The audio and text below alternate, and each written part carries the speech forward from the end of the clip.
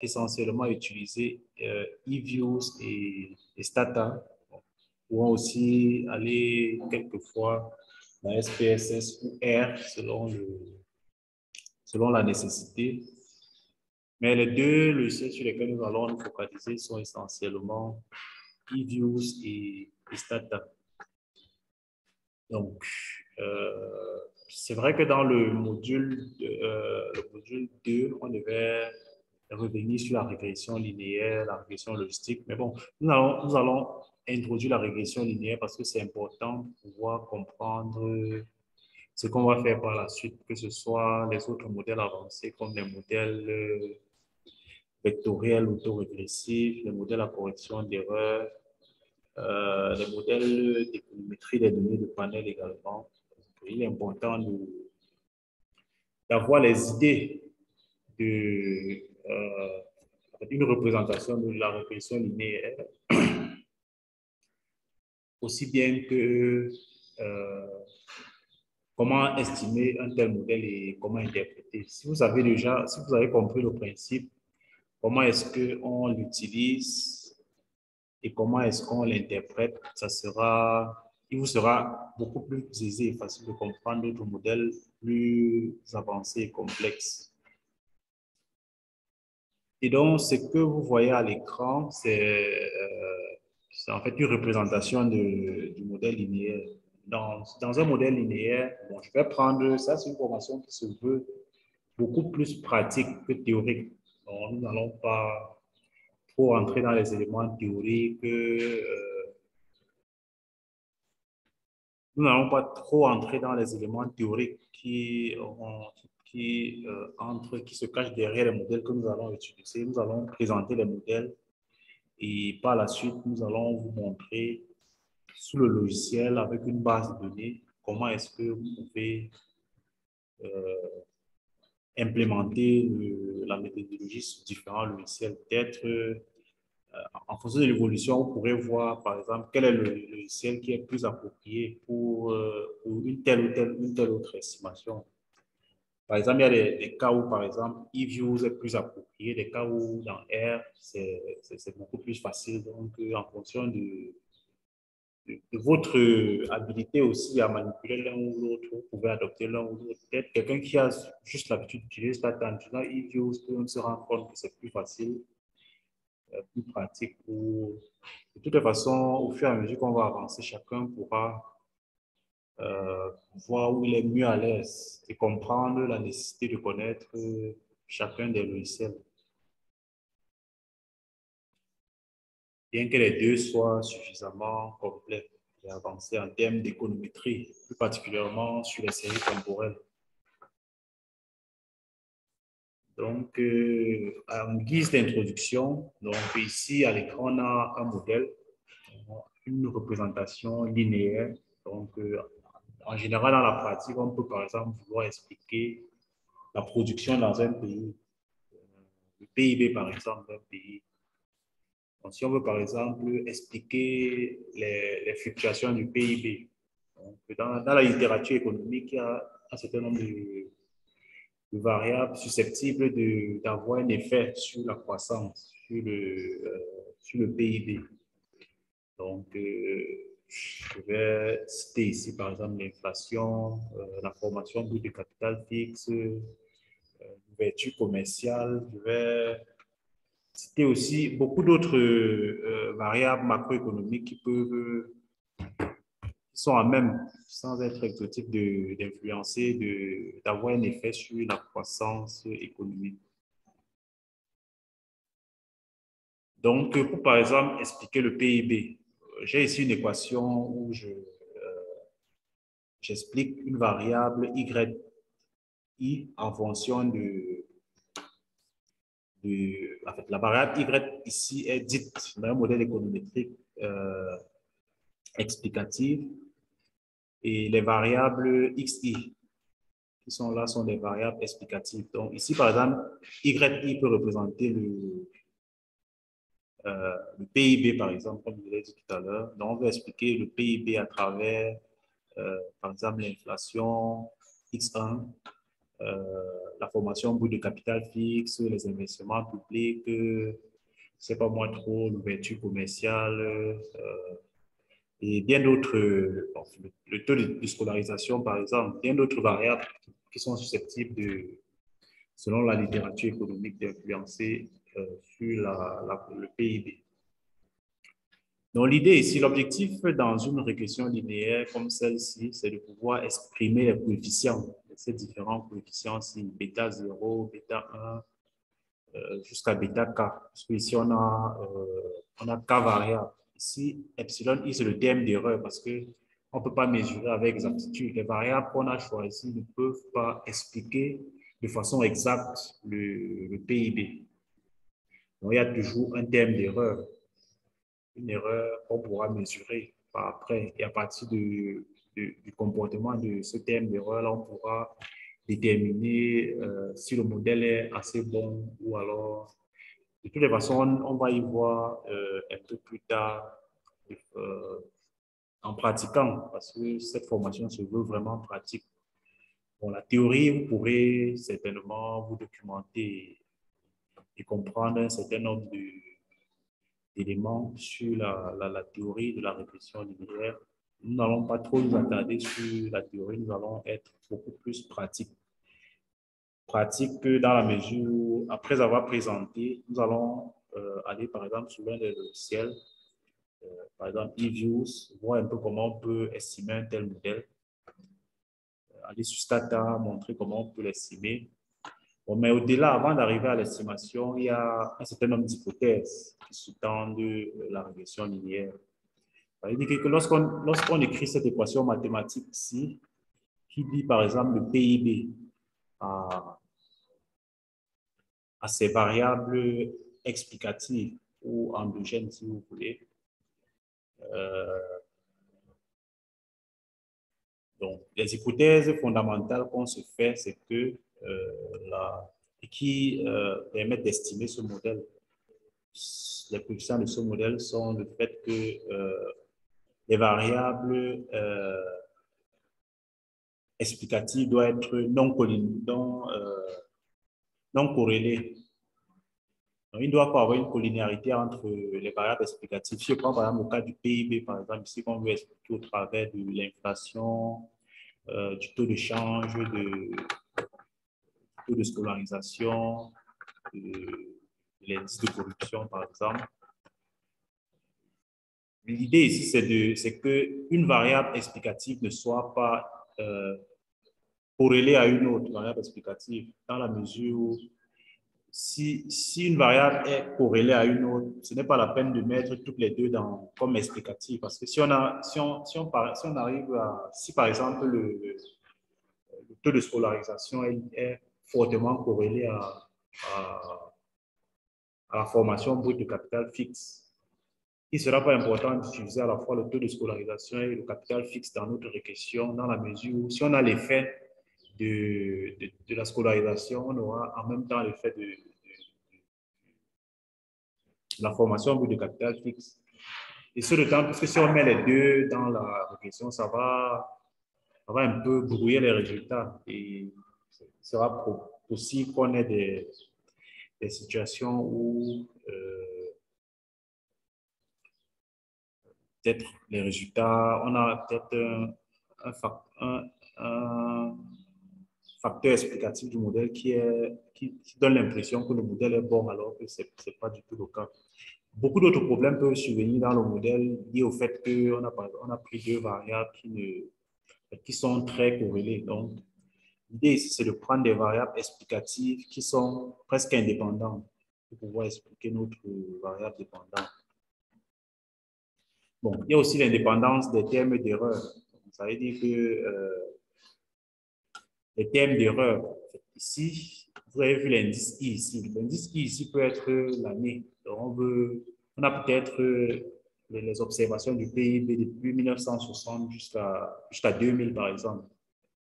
Donc, l'idée ici, c'est que le terme d'erreur de cette année, par exemple, ne soit pas lié, il n'y a pas une relation entre l'erreur qu'on a cette année et l'erreur qu'on avait l'année dernière. Sinon, c'est plus... L'erreur, c'est vraiment quelque chose qu'on ne peut pas anticiper. on a trouvé un certain nombre de facteurs qui expliquent le modèle. Et l'erreur, c'est en fait le facteur qu'on n'arrive pas, en fait, inexpliqué de notre modèle, qui fait que, voilà, donc, on est obligé de prendre ce terme d'erreur là, parce que de toutes les façons, il n'y aura pas un modèle parfait qui sera tel que, étant donné nos variables explicatives, qu'on puisse prédire de façon exacte il doit toujours avoir un seuil d'erreur. En fait, je voulais demander si l'erreur est quantifiable. Oui, l'erreur est quantifiable. L'erreur est quantifiable. Nous allons y revenir. L'erreur est quantifiable. On pourra, en fonction des données qu'on a, voir par exemple en fait, un élément qu'on appelle le R carré qui permet de caractériser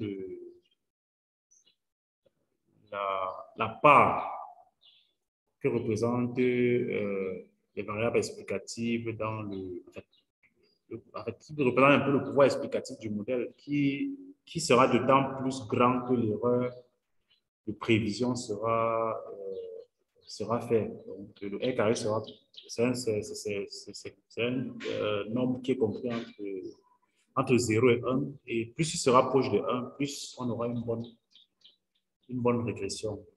On aura une régression on aura bien choisi nos facteurs explicatifs. Donc, il y a également l'exogénéité. L'exogénéité, ça veut dire que les différents termes, les différentes variables explicatives doivent être indépendantes du terme d'erreur. Le terme d'erreur qui est là, le epsilon i qui est là. Nos facteurs explicatifs que voici doivent être totalement indépendants du terme d'erreur qui est là. Donc, si le terme d'erreur est lié à une variable ici, c'est que c'est un problème. En réalité, c'est un problème. Le terme d'erreur doit être complètement indépendant des différentes variables explicatives. Bon, il y a l'homocédasticité, ça signifie, l'homocédasticité signifie que la variance des erreurs doit être constante. C'est-à-dire que si la variance des erreurs, si l'erreur a une variance qui fluctue, c'est pas une bonne chose. Leur variance doit être constante. L'erreur ne doit pas fluctuer. Il y a également la normalité des termes d'erreur. Bon, ça, c'est une hypothèse qui s'explique par le fait que les méthodes d'estimation, en fait, il y a certains tests d'hypothèses qu'on fait a posteriori sur les coefficients et d'autres éléments du modèle qui sont basés sur le fait que les erreurs suivent une loi normale. Donc, tant que ces erreurs-là ne suivent pas une loi normale, on ne pourra pas, par exemple, tester la significativité des coefficients, tester un certain nombre d'hypothèses. Bon, c'est une hypothèse statistique qu'on se fait, puisqu'elle permet de tester un certain nombre de tester statistiquement un certain nombre d'éléments. Puisque ça ne sert à rien de faire un modèle et de ne pas être à même de tester, de savoir si le coefficient est significatif.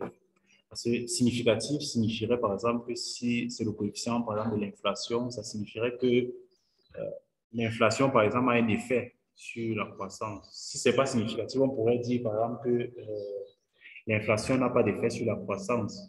Et donc, par conséquent, ça pourrait constituer un élément de politique économique de dire, par exemple, que si l'inflation est significative et que ça a un effet négatif, par exemple, sur la croissance, on devrait, par exemple, si on est conseiller du gouvernement, de lui demander de mettre en place des politiques visant à maintenir un peu d'inflation à un niveau stable pour ne pas avoir des pertes de croissance. Donc, c'est assez important de faire des tests d'hypothèses après. Donc voilà, je suppose que vous, dans votre quotidien, vous avez déjà eu à rencontrer ce type de modèle. Et bon, Je pense que peut-être vous l'avez connu théoriquement. Donc, après avoir fait cette présentation théorique, nous allons aller nous allons commencer d'abord sous Stata. D'abord, dans un premier temps, nous allons estimer un modèle linéaire. Je vous ai envoyé une série de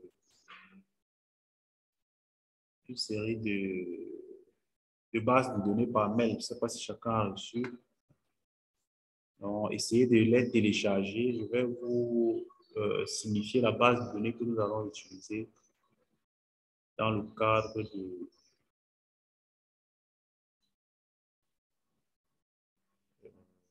cet exemple. Nous allons faire sur l'estimation d'une régression linéaire simple.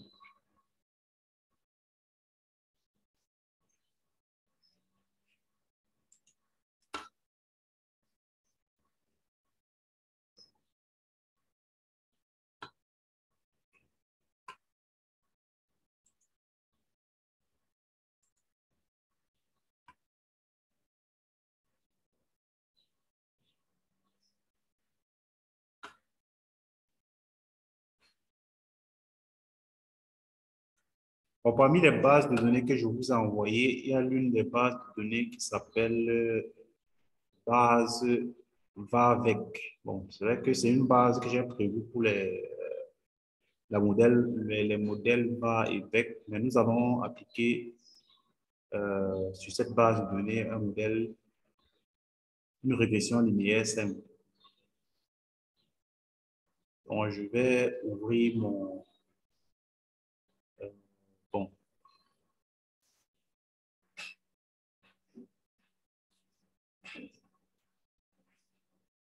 Bon, je pense que je vais vous envoyer une autre base de données. Celle-ci. Qu'on l'applique à...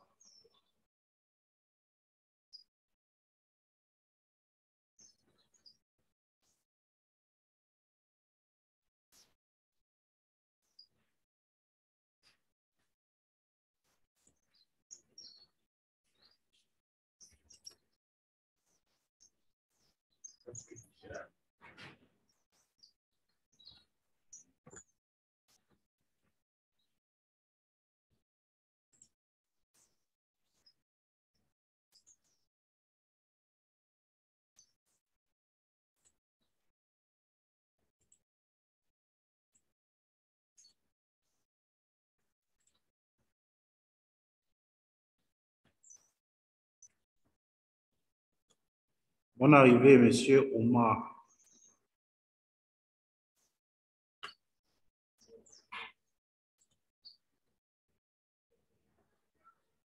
Il n'y a pas encore.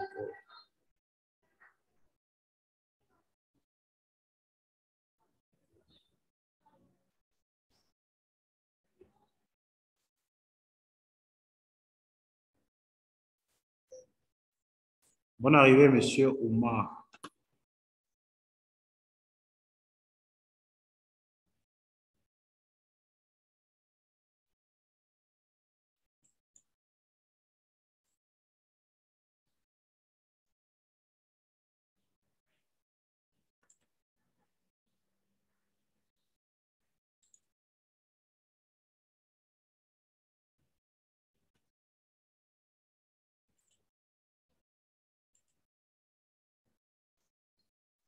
Bonne arrivée, monsieur Omar.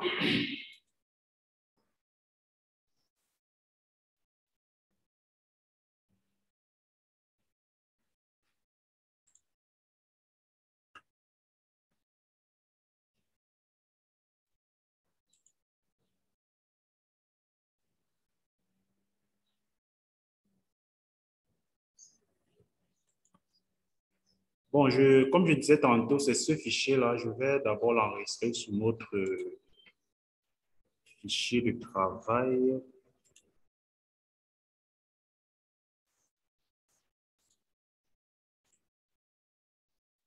Je vais l'appeler data régression linéaire.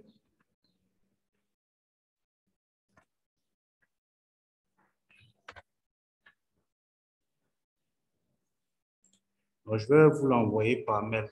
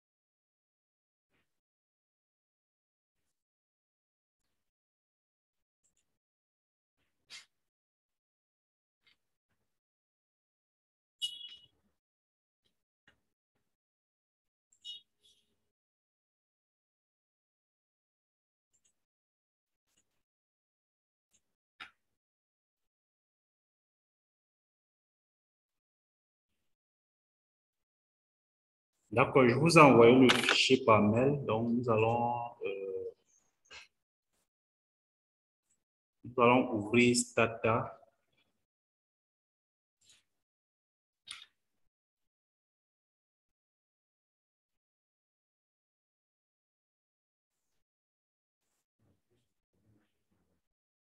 Pardon?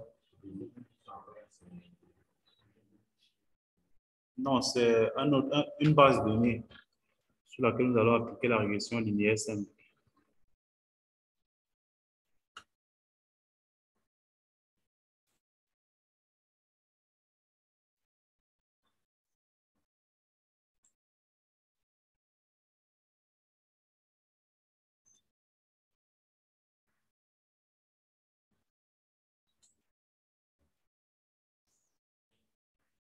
Bon, tant que vous l'installez,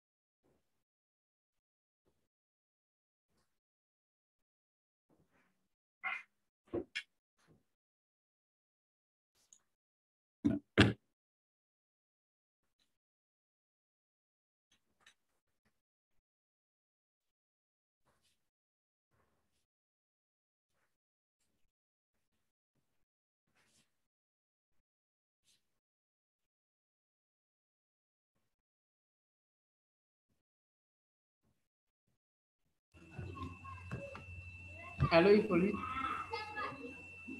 Allô? Allô?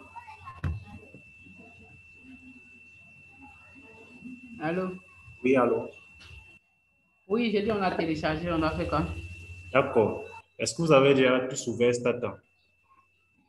Non.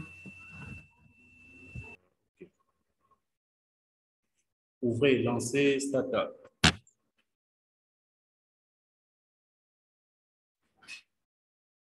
C'est bon, c'est... Stata, il faut juste double-cliquer sur l'icône de Stata au bureau. Ouvrir.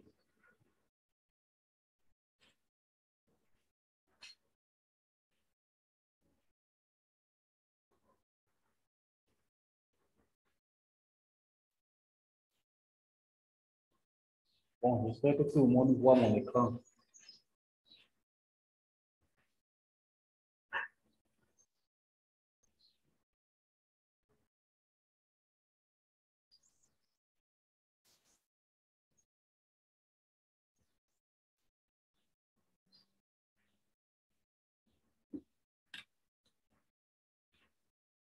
Mon écran est visible par tous, hein, je suppose. Oui, on voit.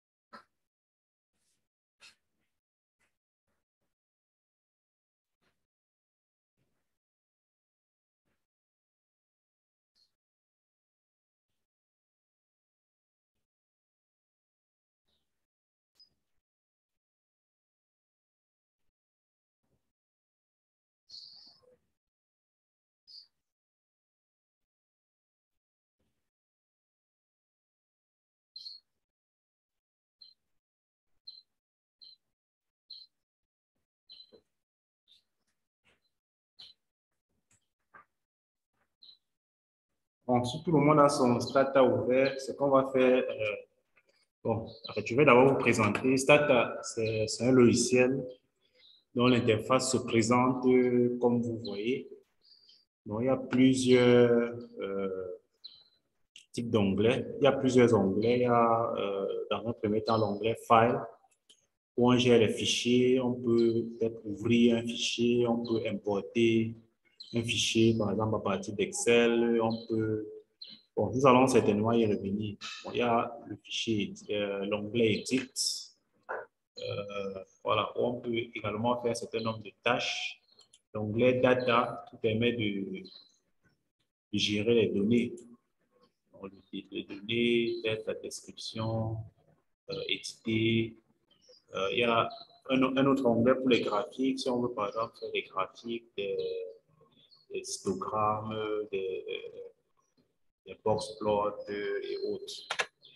Donc, il y a un onglet Statistics qui est assez important, qui est utilisé dans beaucoup de cas pour les régressions linéaires, les régressions, les estimations des séries temporelles, les séries multivariées, les données de panel et bien d'autres encore.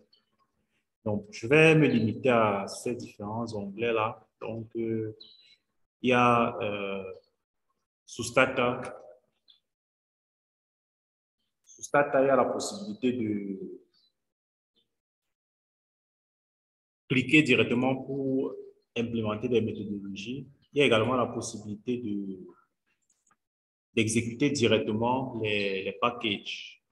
Exécuter dans quelle mesure? Exécuter dans la mesure où, si je veux par exemple faire la régression linéaire qu'on veut faire actuellement, je peux par exemple écrire un programme, un script qui me permet d'exécuter directement ma régression linéaire. Donc, nous allons le voir. Donc, pour pouvoir créer un script, ce qu'on appelle généralement do file.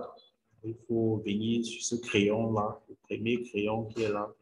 Donc, si je clique sur ce script-là, si je clique sur le crayon qui est là, il y a une nouvelle page qui va s'ouvrir où je pourrais écrire les lignes de code qui me permettront d'exécuter, mais d'implémenter les méthodes que je voudrais bien implémenter.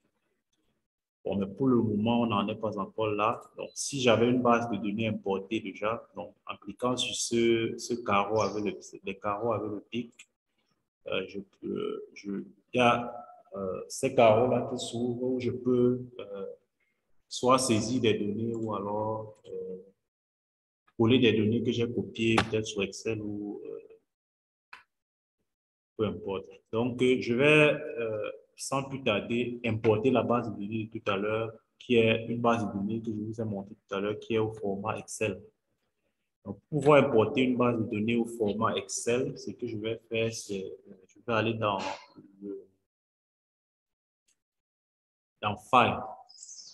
File, et puis je vais cliquer sur Import, et puis après, je vais cliquer sur Excel Spreadsheet. Donc, je vais dans Fichier, Import, et puis Excel Spreadsheet. Donc, je clique sur Excel Spreadsheet. Donc, maintenant, l'étape d'après, c'est de cliquer ici sur Browse pour aller sélectionner le fichier Excel que je vais importer. Donc, je vais cliquer ici sur Browse. Et puis, économétrie avancée, c'est le fichier dans lequel j'ai enregistré. Et là, j'ai mon fichier que je vais importer, data à régression linéaire. Donc, je vais double-cliquer. Voilà, donc j'ai là, donc ici, j'ai deux cases à cocher. J'ai la possibilité d'importer la première rangée comme variable. Si je ne coche pas sur cette case, mes variables auront pour nom, par exemple, la variable année aura pour nom A, la variable export of goods and services aura pour nom B, la variable, et ainsi de suite. Donc, mes variables seront numérotées A, B, C, D. Et je ne pourrais véritablement pas savoir de quelle variable il s'agit en question. Donc, ce que je vais faire, c'est de cocher cette case ici, que les variables portent leur nom original. Donc, une fois ceci fait, je vais tout simplement cliquer sur OK. Et donc, vous voyez que ma base de données a été importée et je peux voir ici les différentes variables qui sont dans ma base de données. Avant l'importation, est-ce qu'il y a des traitements au préalable qui doivent être faits sur le fichier Excel? Oui, avant. OK. Donc, avant l'importation, il demande s'il y a des traitements préalables qui doivent être faits sur Excel. Bon, je dirais oui, mais sachant que ici, on part sur l'hypothèse selon laquelle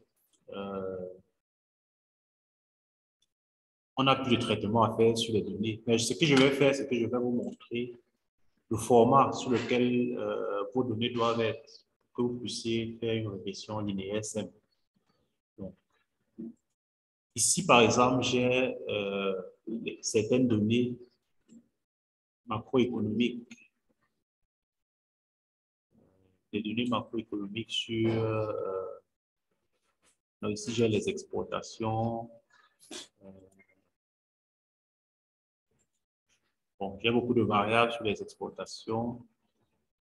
J'ai les variables sur le PIB.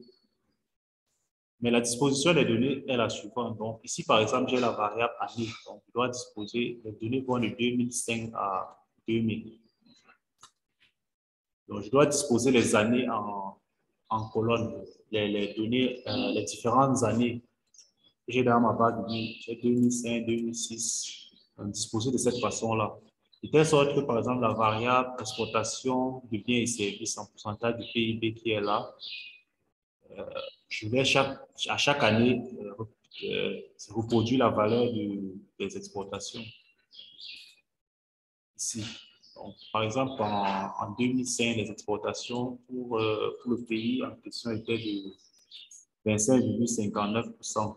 En 2006, pareil. Donc, je fais la même chose pour toutes les autres variables que j'ai dans ma base de données. Voilà. C'est un peu ça. Bon, maintenant, en parlant de traitement, il faut quand même se rassurer que les données que nous avons dans dans notre base de données sont des données de qualité qui proviennent d'une source fiable, si ce sont des données secondaires.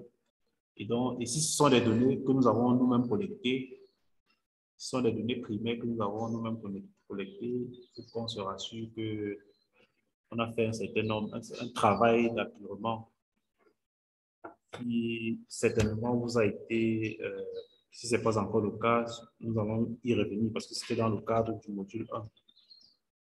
Et bon, le fait que j'étais un peu instable.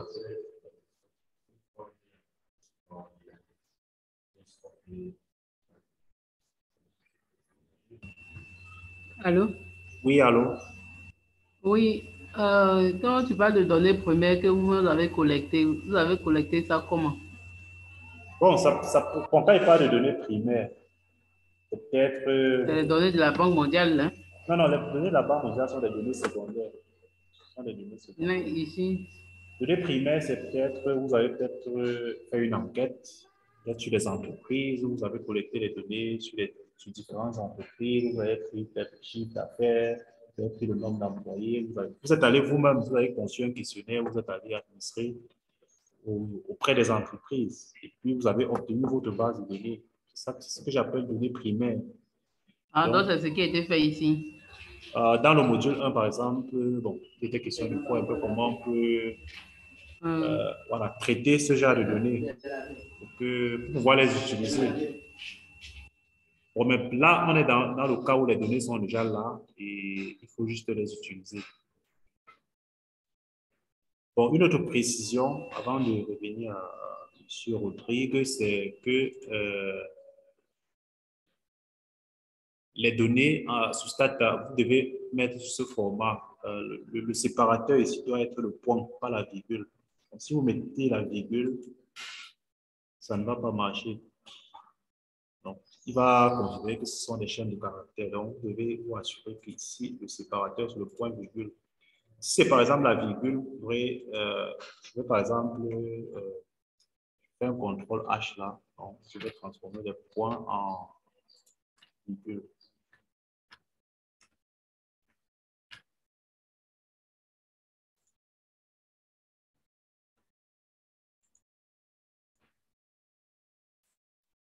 Bon, vous voyez par exemple ici, les séparateurs sont bon, c'est vrai que c'est pas. Bon, de toutes les façons, vous devez vous rassurer. Si le séparateur ici était la virgule, vous devez faire dans votre fichier CTRL H. Donc, pour revenir à cette fenêtre-là qui s'ouvre là, donc, au niveau de recherche, donc, vous allez rechercher toutes les virgules. Vous allez rechercher virgule et puis vous allez remplacer par point. Et puis, vous cliquez sur remplacer tout. Tout ce qui avait comme virgule sera transformé en point. Et ce n'est que sous ces conditions-là que Stata peut comprendre qu'il s'agit bien et bien des nombres. Parce que lui, il ne comprend que l'anglais. Là, il voit la virgule et il ne connaît pas ce que ça signifie. Dans le point, il le considère comme la virgule, tel que les francophones la conçoivent. Ok, donc, je ne sais pas si Rodrigue avait un peu de préoccupation pour activer le micro. Oui, effectivement, ça fait partie d'une de mes préoccupations. Parce que j'aimerais savoir si peut prendre en charge les bases de données qui ont des variables qualitatives aussi. Parce que j'ai constaté que toutes ces bases-là, ce n'est que quantitative. Maintenant, si on a une base de données mixte avec des variables qualitatives et quantitatives, est-ce qu'on peut exporter Stata va traiter toujours? Et maintenant, il faut convertir peut-être certains chiffres en texte, certaines modalités en nombres. C'est un peu ce que je voulais savoir quand je posais ma question. Oui, effectivement, Stata est l'un des logiciels qu'on utilise aussi pour traiter les variables qualitatives. Il est même très intéressant de traiter les variables qualitatives sur Stata. Mais sauf que les variables qualitatives nominales, par exemple, telles qu'on vous en a parlé dernièrement dans le cas du module 1, les variables qualitatives nominales sur Stata, en général, du genre peut-être sexe, ou alors peut-être la perception, peut-être en fait, qu'on a par exemple d'un produit du genre assez bien, voilà. Donc, ce genre de variable est bel et bien traité sous Stata. Mais sauf que, par exemple, si vous importez par exemple d'un logiciel comme Excel, ou par exemple, si je prends par exemple la première variable ici, au lieu d'exportation de biens et services, si c'était par exemple le sexe, du genre 1, 2, si c'était par exemple masculin, féminin, bon, Stata aurait un peu du mal à traiter. Par contre, si c'était une base de données qui avait été conçue sur un logiciel de traitement de données comme CSPro, par exemple, où on a à la fois euh, les, les value sets. Déjà, si c'est le sexe, on a un pour masculin, deux pour féminin, et puis les labels. Oui, si on importe par exemple du CSPro des Stata, lui va comprendre que, par exemple, le sexe 1 représente, mais dans la table de données, on va voir par exemple ici 1, 2, 3, 4. Mais il y a également un espace où il aura stocké par exemple les différents labels, où il saura par exemple que 1 par exemple représente masculin, 2 représente féminin, un peu comme sur SPSS, si vous avez à utiliser SPSS en profondeur. Donc, c'est tout à fait possible d'importer des données, qu'elles soient qualitatives ou quantitatives, mais seulement il faut que les données proviennent d'un format. Bon, vous pouvez aussi importer d'Excel, mais sauf que peut-être déjà, vous avez juste écrit 1, 2, 3, 4, 1, 2, ou alors vous avez juste écrit les chiffres qui représentent les différentes modalités. Mais sauf que maintenant, à votre niveau, vous devez savoir, par exemple, que 1 représente, par exemple, masculin, 2 représente féminin. Vous devez aussi construire en fait, avoir un document qui vous permet d'avoir la signification de chaque modalité de votre variable. Mais en réalité, tout ce qu'il y a dans cette table, ça doit être quantitatif.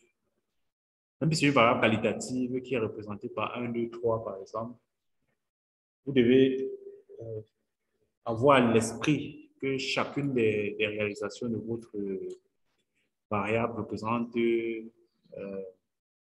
modalité que vous pouvez spécifier. Donc, c'est un peu ça.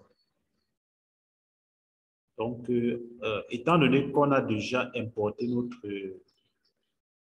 notre base de données,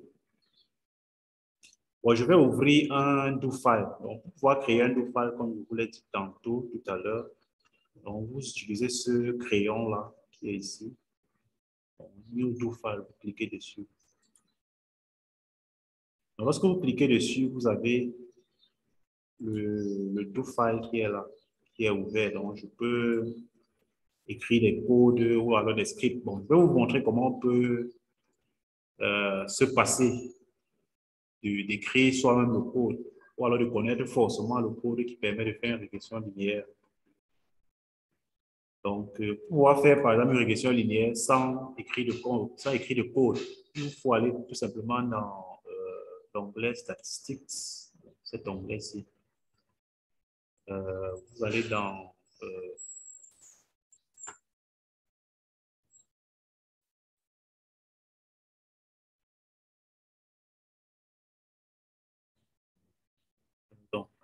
Statistics Linear Model Unrelated.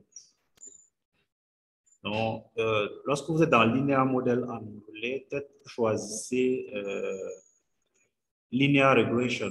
Donc, vous cliquez dessus. Voilà. Donc, lorsque vous cliquez sur, donc je vais reprendre, donc vous allez dans Statistics, Linear Model Unrelated. Ensuite, vous allez dans Linear Regression. Donc, une fois que vous cliquez, il y a une boîte de dialogue qui va s'ouvrir là et qui vous donne la possibilité de sélectionner les variables. Quelle est la variable dépendante? Je vais par exemple prendre comme variable dépendante, je vais prendre le PIB.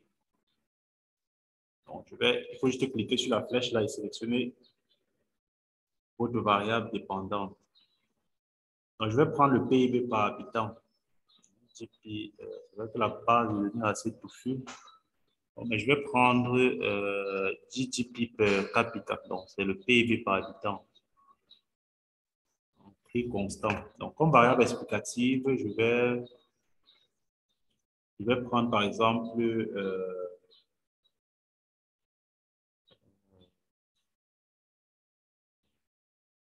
taux de scolarisation du secondaire, qui est une variable qui est souvent utilisée pour matérialiser le capital humain. Donc, je vais prendre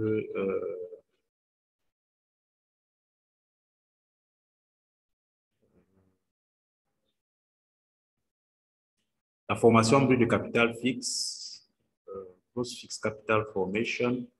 Je vais prendre l'inflation, Consumer Price Index. Je vais prendre quelle autre variable?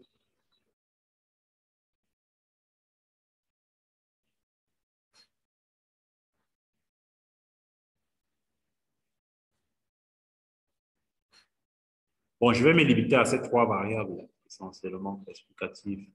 Une fois que j'ai sélectionné mes variables explicatives, donc j'ai la possibilité de, par défaut, Stata met la constante dans le modèle. Donc, je peux cliquer ici pour supprimer, pour qu'il n'y ait pas le terme constant, mais je vais laisser l'option par défaut qui est là. Donc, je clique sur Entrée. Donc, une fois que je clique sur Entrée, je vois là que les résultats de ma réflexion sont là. Allô? Oui, allô?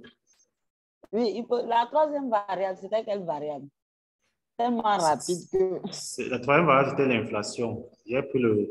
Bon, je vais même changer la base de données parce que la base de données, si je vais utiliser la base de données, elle est un peu touffue là. Il faut qu'on prenne quelque chose de... Je vais prendre plutôt la base de données que j'ai appelée tout à l'heure. Ce que je l'ai appelée. La base de données pour va avec là. Ça sera plus intéressant. Base de données va avec. Je vais l'utiliser. Je vais l'importer. Je vais la réimporter. Cette base de données là. Donc, je vais faire le même processus que tout à l'heure. Donc, je vais aller dans File, Import, Import from File, donc Browse. Et puis, je vais sélectionner plutôt cette base de données. Si base va avec. Voilà. Je vais cliquer sur Import first row as variable name. Donc, je suis OK. Donc, yes. Donc, la base de données a été remplacée. Donc, je vais repartir dans Statistics, Linear Regression, et puis Linear Regression. Donc, je vais d'abord supprimer ça, les anciennes variables.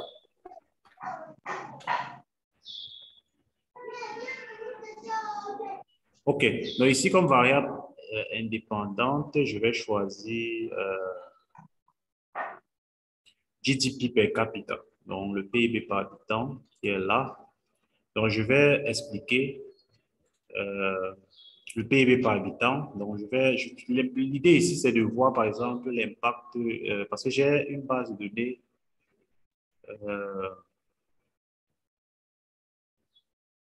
OK, c'est la même base de données, mais c'est plus simplifié. Donc, ici, j'ai choisi le PIB par habitant comme variable indépendante ici.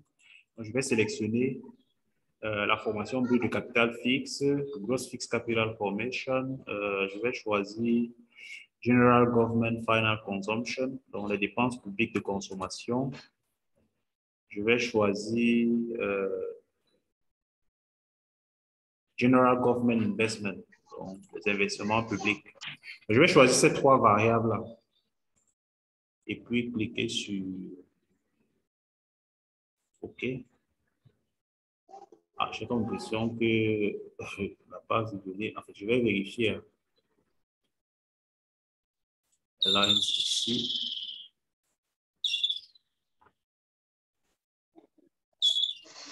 base va avec. Je vais l'ouvrir pour voir ce qu'il y a à l'intérieur.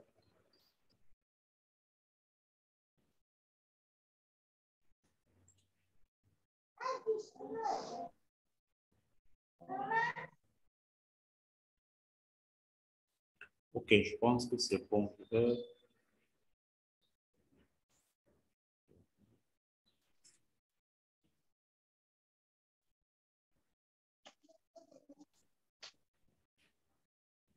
Je vais complètement fermer Stata et reprendre à 0.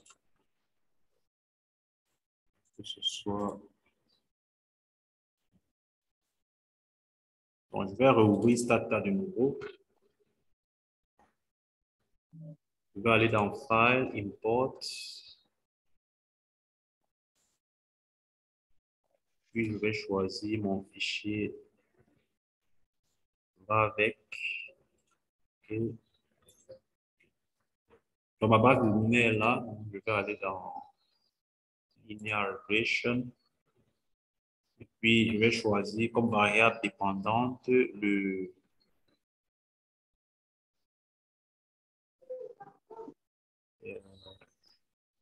bon, je vais choisir le PIB. Le PIB. Comme variable indépendante, je vais choisir la formation brute du capital fixe, les dépenses publiques de consommation et puis les investissements publics. Donc, je vais cliquer sur OK.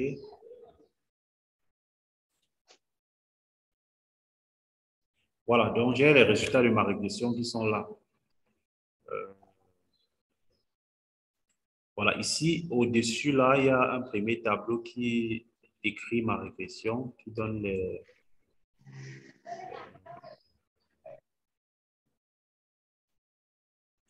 Donc, ici, j'ai le R carré de ma régression qui est égal à 0,42. Bon, le R carré, comme vous voyez tout à l'heure, d'un point de vue théorique, ça signifie que les trois variables que j'ai choisies pour expliquer le PIB expliquent à peu près seulement 42% des fluctuations du PIB. Donc, vous pouvez remarquer que si j'avais peut-être ajouté beaucoup d'autres variables comme le taux de scolarisation. Est-ce que vous pouvez arrêter un peu le micro? OK. Donc, si j'avais par exemple ajouté d'autres variables, par exemple comme le taux de scolarisation, l'inflation et beaucoup d'autres variables qui sont susceptibles d'expliquer le PIB, on aurait pu un R carré plus élevé. Le R carré, ici, matérialise un peu comment dirais-je, le pouvoir explicatif de nos variables explicatives. Donc, ça veut dire que nos trois variables explicatives qu'on a choisies expliquent à peu près 42% des fluctuations. Si j'avais ajouté beaucoup d'autres variables, on aurait pu avoir un carré de 99%, ce qui ferait que le terme d'erreur ne serait que très peu résiduel et donc on aurait un modèle assez intéressant pour pouvoir expliquer notre PIB. Donc, j'ai les coefficients qui sont là. Les coefficients de ma régression, on a plusieurs colonnes là. Ici, on a le coefficient. Première colonne de notre tableau. Les résultats, on a le coefficient. Ici, c'est 1,42 fois 10 puissance 12, 1,12 fois 10 puissance 12. Voilà. Ce sont des coefficients qui sont assez élevés. Dans la p-value ici, il y a une colonne ici, p-value, qui permet souvent de savoir si le coefficient est significatif ou pas. Donc ici, par exemple, si je vois la formation brute de capital fixe, gross fixed capital formation, le premier coefficient qui est la première variable. Donc, on voit par exemple que la formation brute de capital fixe a un coefficient positif et significatif au seuil de 5%. Bon, le seuil qui est souvent choisi en sciences sociales, c'est souvent le seuil de 5%. C'est vrai que parfois, on peut aller jusqu'à 10%. 10%, 5% ici, en fait, c'est un test d'hypothèse qui permet d'avoir cette p-value qui est là, qui est de 0,000, donc qui est inférieure à 5%. Et donc, lorsqu'on veut tester la significativité d'un coefficient, l'hypothèse nulle du test, c'est que le coefficient est statistiquement égal à 0. C'est ça l'hypothèse nulle. Et donc, lorsque la p-value est supérieure au seuil de significativité, qui ici est de 5%, on rejette l'hypothèse nulle de nullité des coefficients. Dans le cas où la p-value est supérieure à 5%, on accepte tout simplement l'hypothèse nulle. Dans le cas, par exemple, de la formation brute de capital fixe, qui a un coefficient de 1,45 fois 10 puissance 12, ici, on a une p-value qui est de 0,00, donc symbole de significativité. Donc, ça veut dire que on peut considérer que la formation brute de capital fixe a un effet significatif sur le PIB courant. Et le signe est positif. Donc, ça veut dire que quoi? La formation brute de capital fixe qui ici est matérialisée par les investissements du secteur privé signifie tout simplement que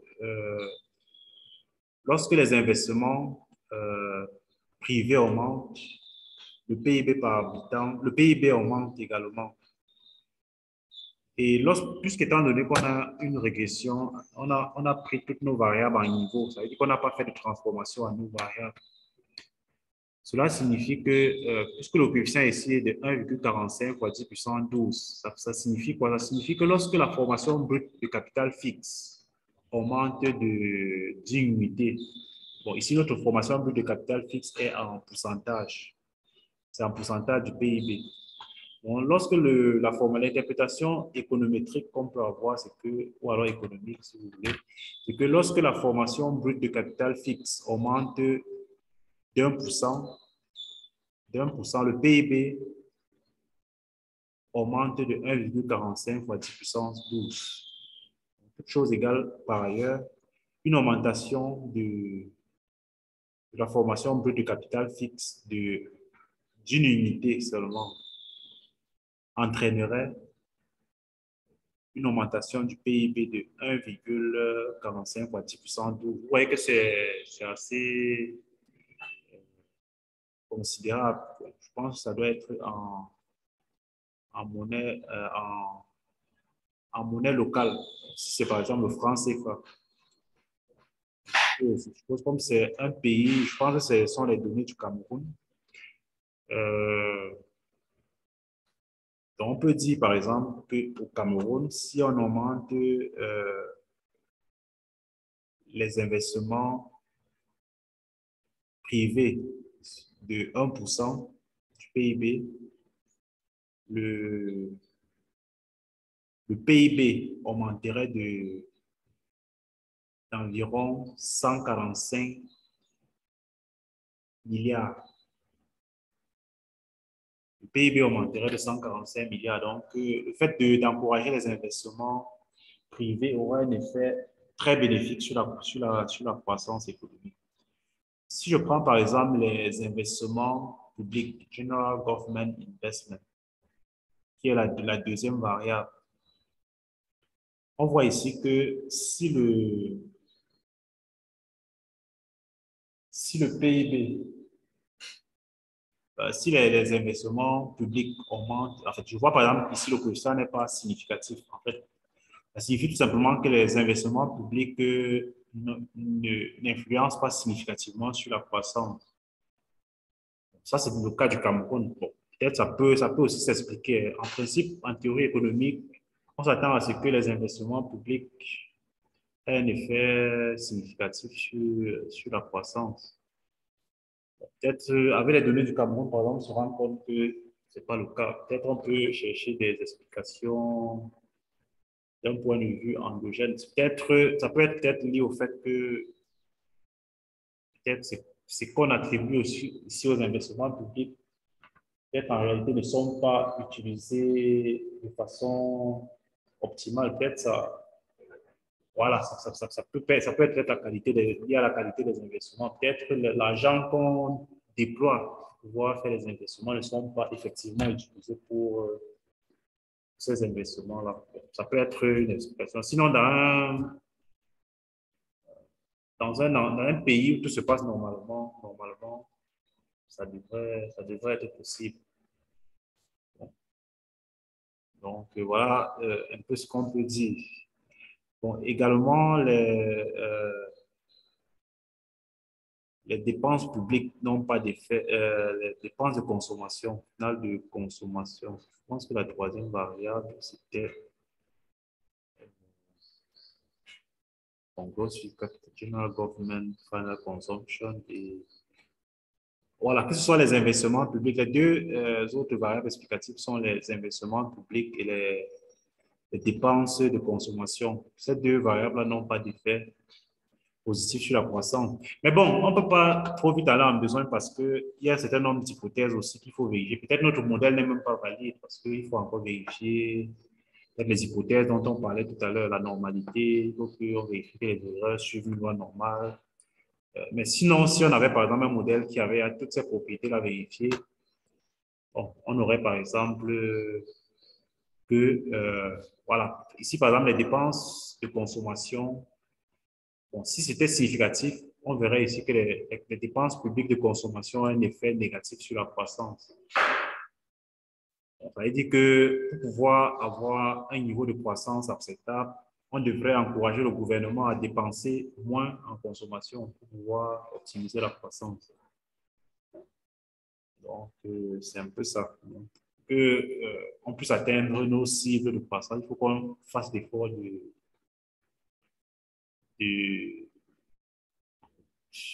diminuer les dépenses de consommation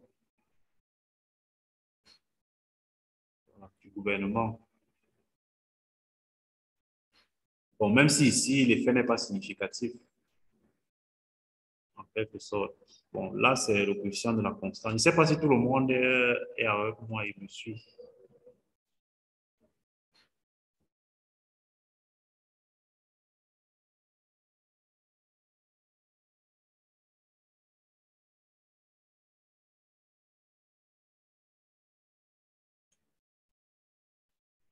Bon, je demande si je peux reprendre le cheminement. Bon, je suppose que la base de données a déjà été importée, comme c'est le cas là. Donc, en allant dans File, Import, Excel, et puis on choisit le fichier qu'on veut importer. Ici, je vais importer le fichier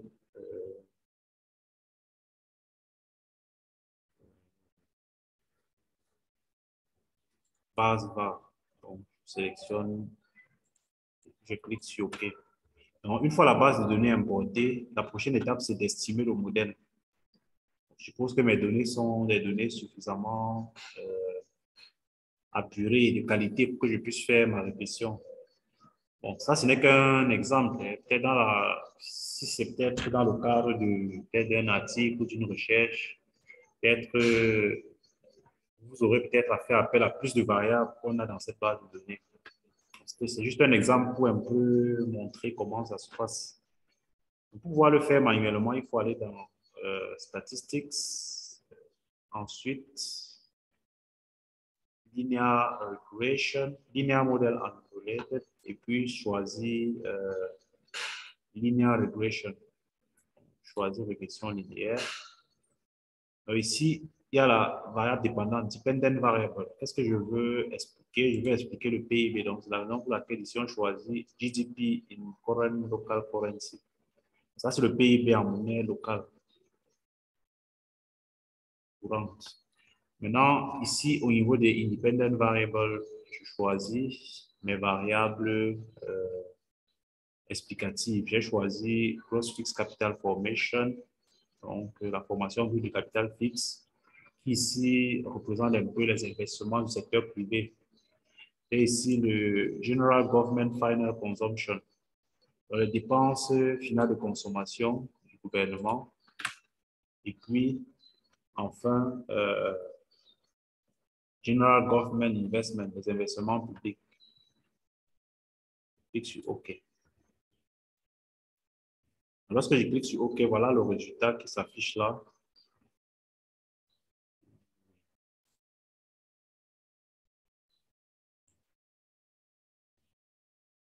Voilà. Donc, je peux interpréter. Bon, ça s'affiche un peu comme ça parce que tout à l'heure, j'ai réduit un peu mon écran. Bon, je peux toujours refaire de nouveau en agrandissant un peu l'écran avant de le faire. Je pense que ça va bien s'afficher. Statistiques, linear model et puis regression. Et puis, je vais cliquer sur OK.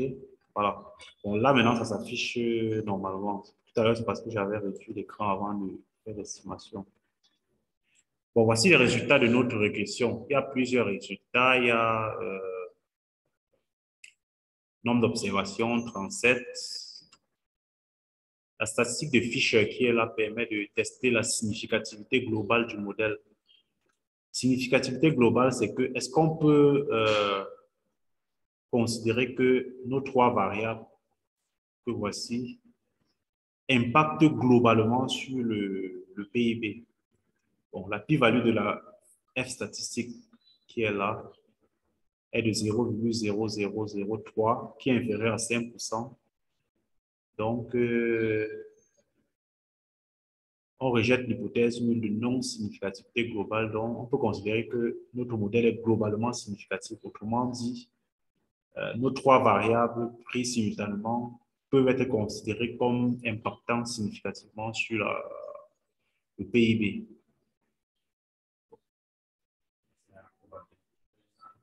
Oui, probabilité, c'est 0,003, inférieur à 5%. Bon, on a le 1R carré qui est de 42%, 42,95%. Ça signifie que nos trois variables n'expliquent que 42% des fluctuations du PIB. Donc, peut-être on gagnerait peut-être à ajouter d'autres variables explicatives, peut-être comme le taux de scolarisation, l'ouverture commerciale, peut-être l'ouverture commerciale prend en compte à la fois les exportations, les importations et autres, par exemple les investissements directs étrangers. On peut prendre, selon la littérature économique, toutes les variables qui sont susceptibles d'expliquer le PIB. Mais attention, il faut aussi se rassurer que qu'il n'y ait pas de collinéarité entre les variables explicatives.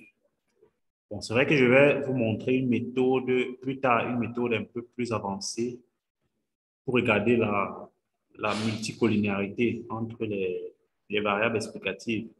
Mais de façon simple, vous pouvez regarder comment dirais-je,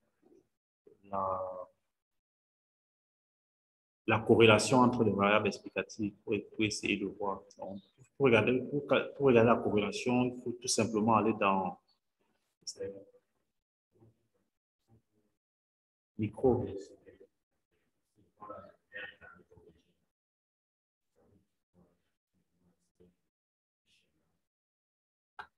Bon, il pose la question de savoir, bon, il voit R carré ajusté. Bon, oui. En fait, le R carré, c'est une grande, en fait, tel qu'il est conçu à la base, permet de capter le pouvoir explicatif du modèle. Mais le R carré ajusté à lui, il prend en compte maintenant le nombre de variables qu'on a mis dans le modèle. Parce que parfois, on a un R carré élevé juste parce qu'on a mis peut-être beaucoup de variables. Alors qu'en réalité, si on avait peu de variables, on devait avoir un R carré qui est assez faible. Le R carré ajusté, c'est une autre façon de calculer le PIB en se disant que si on avait par exemple moins de variables, est-ce qu'on aurait pu... Le R carré ajusté vient un peu atténuer le fait que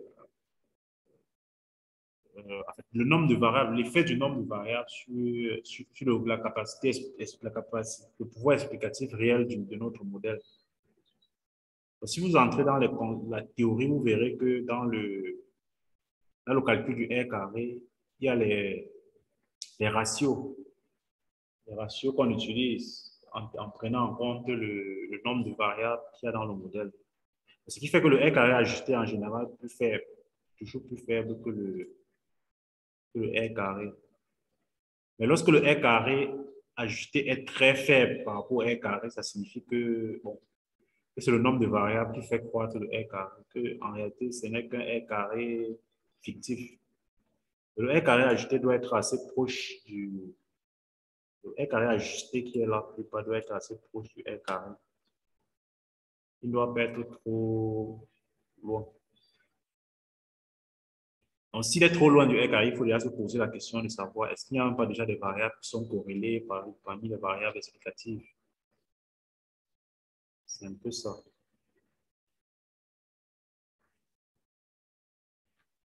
Donc, j'étais en train de dire que vous pouvez essayer de regarder même la collinéarité entre les variables.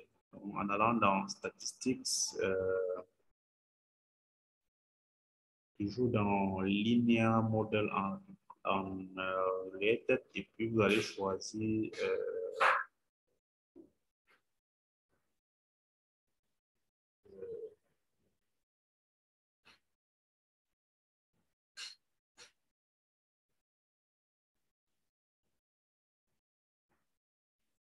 donc vous allez plutôt aller dans non,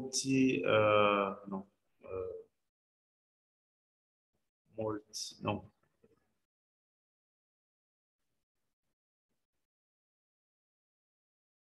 Donc, ici, lorsqu'on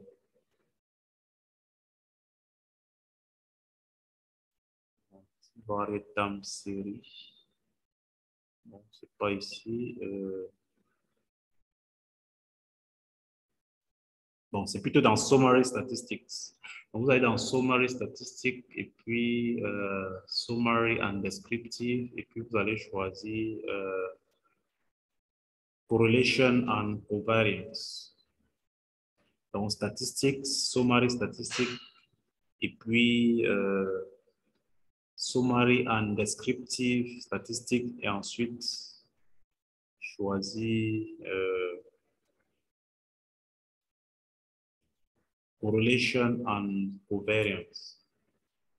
Donc ici, dans Correlation, vous allez juste mettre les variables ou variables explicatives. Ici, tout à l'heure, on a choisi Gross Fixed Capital Formation. On a choisi General Government Final Consumption et puis Gross Fixed Capital Formation. Non, on n'a pas. Je vais supprimer d'abord. Les variables explicatives étaient le Gross Fixed Capital Formation, General Government Final Consumption et puis General Government Investment. Donc, une fois que j'ai sélectionné mes trois variables, je clique juste sur Entrée. Et donc, j'ai la matrice de corrélation qui est là. Donc, qui donne l'état de la corrélation entre les différentes variables. Donc, une variable est toujours, la corrélation entre une variable et elle-même, c'est toujours 1. Elle est toujours de 1, donc c'est normal. Donc, si on regarde par exemple la corrélation entre General Government, les dépenses publiques, les dépenses finales de consommation et les investissements publics est de moins 0,05. Donc, c'est très faible. Donc, ça devient assez fort lorsqu'on est déjà dans l'ordre de 75%. Or, ici, on n'est plus dans l'ordre de 5%. Les corrélations ici, en général, sont inférieures sont très faibles. Donc, on ne peut pas considérer a priori qu'il y a une corrélation entre nos variables explicatives. Si on avait par exemple des corrélations de l'ordre de 75%, ça aurait fait qu'on soit obligé de supprimer certaines de nos variables. Bon, ça c'est de façon manuelle. Bon, tout à l'heure, lorsque j'ai estimé ma régression, la commande apparaît. La commande a apparu ici. Donc, vous voyez que la commande qui permet de faire une régression linéaire, c'est régresse suivi de variables dépendantes. Ensuite, les variables indépendantes. Donc, je peux tout simplement copier cette commande-là et aller dans mon do file que j'ai créé tout à l'heure. Je vais aller dans mon do file. Ah bon, je vais créer un do file. Do file, je vais cliquer sur le truc là, le plus, la feuille avec un big là. Donc, je crée mon do file. Donc, ma première commande, c'est ça, pour faire la régression linéaire. Donc, il y a un truc là. On regresse ma variable dépendante suivie des variables indépendantes. Voilà, donc il y a regresse, variable dépendante, GTP per capita. Donc voilà par exemple la commande qui a permis de faire ma régression que je viens de copier là. Donc si je sélectionne ça, et puis pour exécuter, je clique ici, Run, exécuter. Donc il y a ce symbole, si je clique dessus, vous voyez que ça fait exactement ce que j'ai fait en allant dans Statistics, Linear Regression, voilà le même résultat qui est là. Donc tout simplement en allant dans mon...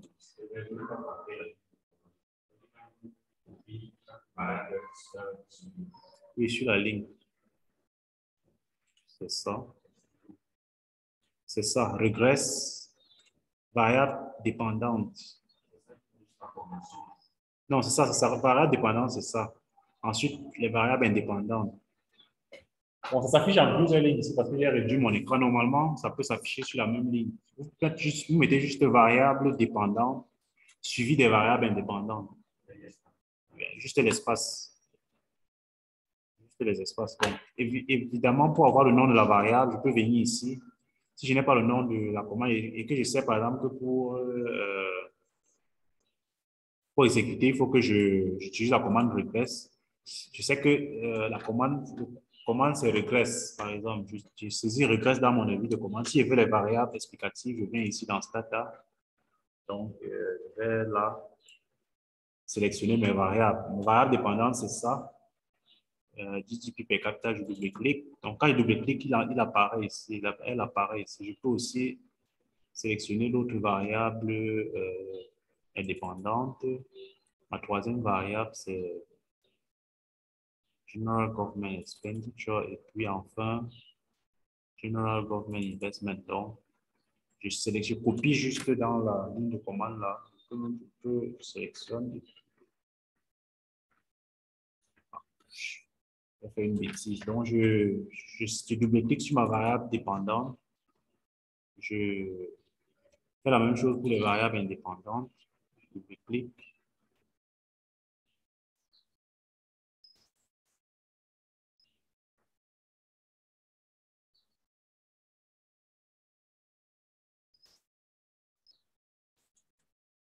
Donc, je viens là, je sélectionne, je copie.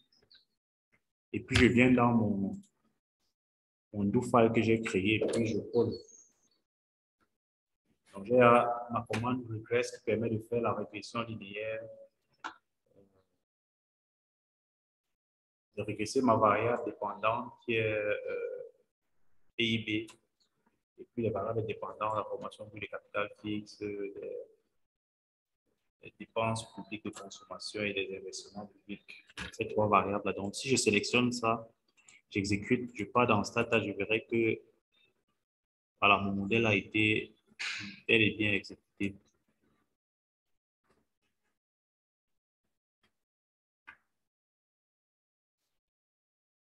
Donc, voilà un peu comment vous pouvez faire pour estimer un modèle de régression linéaire simple. Bon, mais toutefois, tout à l'heure, on a vu les éléments de significativité, les tests de significativité. Ici, c'est sur cette colonne-ci qu'on regarde la significativité. P, probability supérieure à voilà, absolue de T. T, en fait, c'est puisque c'est la statistique de Student qui permet de tester la significativité d'un coefficient. Donc, on peut voir ici qu'il n'y a que la formation brute de capital fixe qui a un effet significatif et positif sur la croissance. Tandis que les dépenses publiques de consommation et les investissements publics n'ont pas d'effet, leur effet n'est pas significatif. Voilà. Bon, ça c'est par exemple, bon, parfois pour estimer faire notre régression, on peut, bon, pour ceux qui sont économistes, ils savent que souvent il est intéressant de savoir l'élasticité de chacune des variables par rapport à la variable dépendante. Donc, pour pouvoir avoir l'élasticité, l'élasticité en économie est souvent intéressante en termes d'interprétation. Si on veut interpréter par exemple le coefficient en termes d'élasticité, on veut voir par exemple sur quel pourcentage varierait le PIB si la formation brute de capital fixe varie de 1%. Ça peut être intéressant de savoir. Donc, dans ce cas, il faut utiliser les variables en log.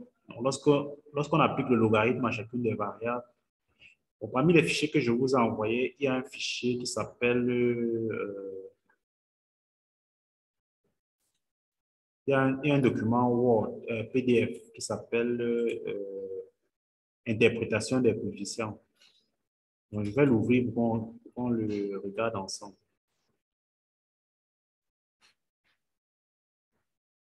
Donc, interpréter les coefficients d'une régression linéaire. Donc, il y a ici quatre types de modèles qu'on a interprétés, dont on a donné les outils pour pouvoir interpréter. Et le modèle en question, c'était un modèle de salaire. Donc, on expliquait dans ce modèle, on expliquait le salaire en fonction du niveau d'éducation, de l'âge et du sexe.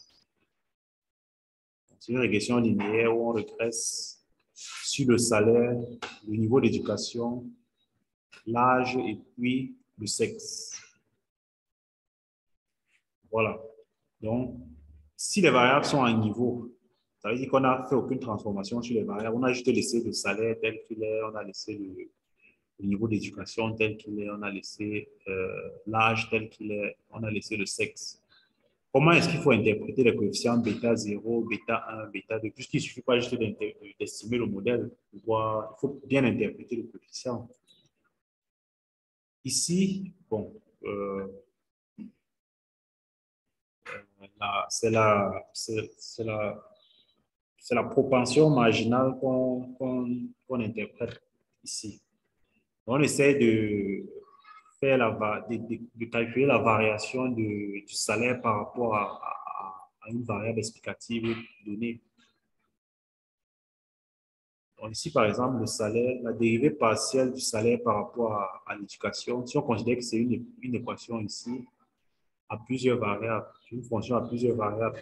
La fonction de salaire a comme variable le niveau d'éducation, l'âge et le sexe. Donc, si on dérive partiellement le niveau de salaire par rapport à l'éducation, ça donne tout simplement le coefficient bêta 1. Comment est-ce qu'on interprète le coefficient bêta 1 dans ce cas? L'explication est donnée ici. Le coefficient bêta 1 s'interprète en termes d'effet marginal. L'effet marginal, c'est d'une année supplémentaire de l'éducation sur le salaire.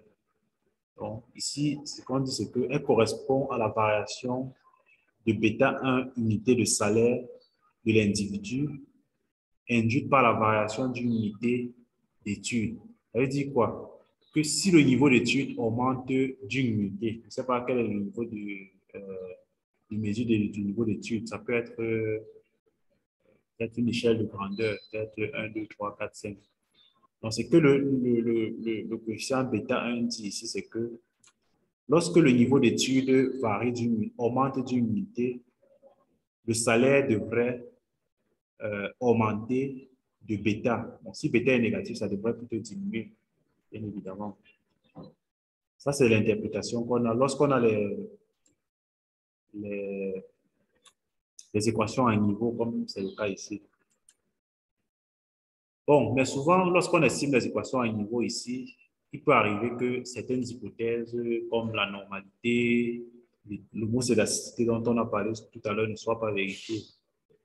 On peut prendre par exemple la deuxième option d'appliquer le logarithme à certaines variables. Ici, par exemple, dans ce modèle, on applique le logarithme au salaire et au niveau d'éducation. Dans le cas où la variable explicative a été transformée par la transformation logarithme et la variable explicative éducation, par exemple, transformée en logarithme, quelle serait l'interprétation? Lorsqu'on calcule l'effet marginal, puisque en général, c'est l'effet marginal qu'on interprète. Bon, l'effet marginal, c'est la variation du salaire par rapport au niveau d'éducation. Lorsqu'on calcule l'effet marginal, dans un modèle comme celui-ci, où on a appliqué le logarithme, puisque lorsqu'on on applique le logarithme pour revenir au niveau du salaire normal, on applique l'exponentielle. Et on a ceci. Bon, je ne vous apprends rien. Les propriétés de la fonction exponentielle par rapport au logarithme. Donc, si j'ai une variable en log, pour revenir à la variable à niveau, j'applique tout simplement l'exponentielle à ma variable. Lorsqu'on applique l'exponentielle, au membre de gauche, on a le salaire. Et sur le membre de droite, on a ce qu'on a. Alors maintenant, la dérivée de cette fonction, c'est par rapport au niveau d'éducation, c'est ça. Donc, dérivée partielle, on dérive et on tombe sur ça, cet élément. Donc, l'effet marginal est égal à notre coefficient bêta 1 du salaire du niveau d'éducation multiplié par l'effet marginal du salaire par rapport à l'éducation. Voilà un peu l'interprétation qu'on a. Ça donne un peu l'élasticité. Bêta 1, c'est l'élasticité du capital ça revient à la formule qui est la formule ici. Bon, ça correspond à l'élasticité du niveau d'éducation par rapport au niveau de salaire. Et l'interprétation qu'on aura ici, c'est que lorsque la variable explicative, qui ici est le niveau d'éducation, va augmenter de 1%, le niveau de salaire va augmenter de bêta 1%. C'est l'interprétation économétrique qu'on aura. Si on a appliqué le logarithme à chacune de nos variables. Bon, maintenant, il y a un autre cas où on applique le logarithme à notre variable explicative. Et bon, je vous montre ça, mais ce sont des trucs auxquels vous serez certainement confrontés si vous faites l'économétrie, parce que souvent, les modèles en niveau ne donnent pas toujours la satisfaction au niveau peut-être des hypothèses. Tout à l'heure, on va revenir aux hypothèses, comment vérifier les hypothèses, la normalité, l'homocédasticité et la non-autocorrélation des erreurs. On va y revenir. Mais pour le moment, avant d'y arriver, il y a des situations où estimer un modèle à niveau comme celui-ci, juste en prenant variables explicatives et variables indépendantes, à un niveau comme ça ne permet pas de vérifier ces hypothèses. Parfois, on est obligé, par exemple, d'essayer plusieurs possibilités, d'appliquer le logarithme de part et d'autre, d'appliquer le logarithme seulement sur la variable explicative et laisser les variables, sur la variable explicative et laisser les variables indépendantes en niveau, ou alors le dernier cas, c'est de laisser la variable dépendante telle qu'elle est et d'appliquer le logarithme à l'une ou toutes les autres variables explicatives. Donc, tout à l'heure, on était au cas de modèle log niveau. Donc, on applique le logarithme à la variable dépendante. Tout à l'heure, on va aller pratiquer sur Stata pour voir un peu comment ça se passe. Donc ici, on applique le logarithme à la variable dépendante et les variables indépendantes sont gardées en niveau. L'interprétation, c'est que bêta 1, dans ce cas, lorsqu'on fait les dérivées partielles du salaire par rapport au niveau d'éducation, on tombe sur bêta 1 égale à ceci. Donc, en multipliant par 100, on voit bien que 100 fois bêta 1, ce n'est rien d'autre que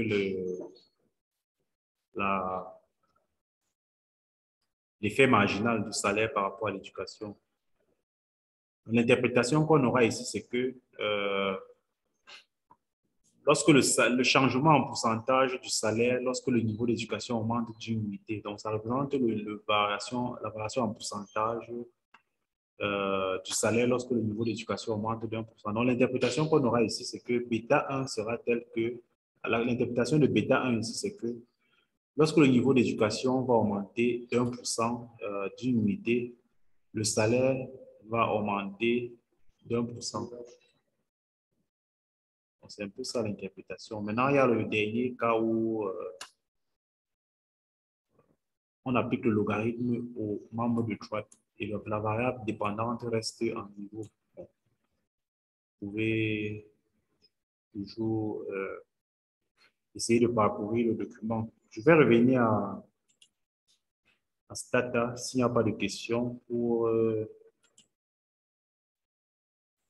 qu'on essaie de voir le cas du logarithme. Bon, je vais appliquer le logarithme à ma variable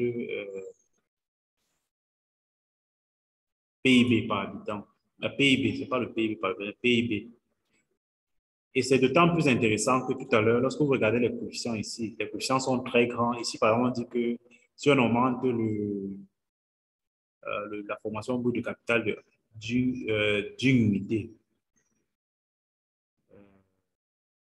le PIB augmenterait de temps. Donc, ça ne donne pas vraiment une information intéressante. Dit que le PIB augmente de 1000 milliards. Bon, ça peut augmenter de 1000 milliards sans que ça n'ait vraiment un effet intéressant. Si on avait par exemple vu l'effet, par exemple l'effet d'une augmentation, en fait, si on pouvait par exemple dire que si la formation brute de capital fixe augmente peut-être d'1%, le PIB par habitant augmenterait peut-être de tel pourcentage, ça serait intéressant de voir par exemple le taux de croissance qu'on pourrait avoir si la formation brute de capital fixe augmente peut-être d'1%. Donc, c'est la raison pour laquelle je vais générer la variable PIB, logarithme du PIB. Donc, pour le faire, je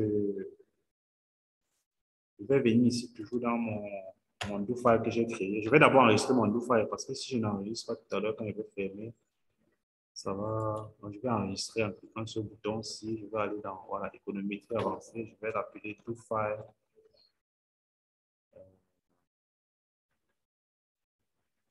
Application, régression linéaire.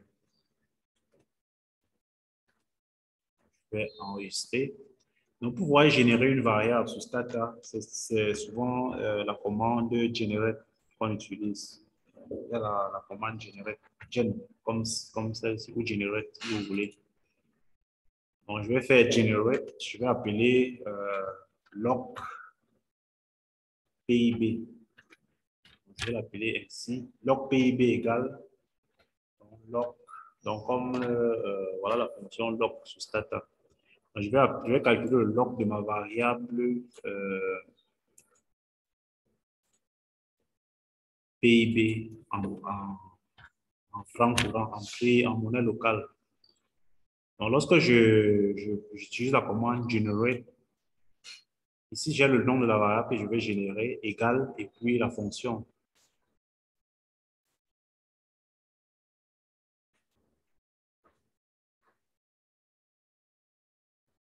Donc, lorsque je sélectionne cette commande-là et puis je clique ici sur Execute, donc si je reviens à Stata, vous verrez que parmi mes variables, il y a une nouvelle variable qui s'appelle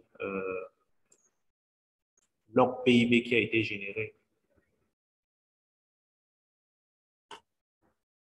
Il y a une nouvelle variable log PIB qui a été générée en utilisant la commande que voici, generate.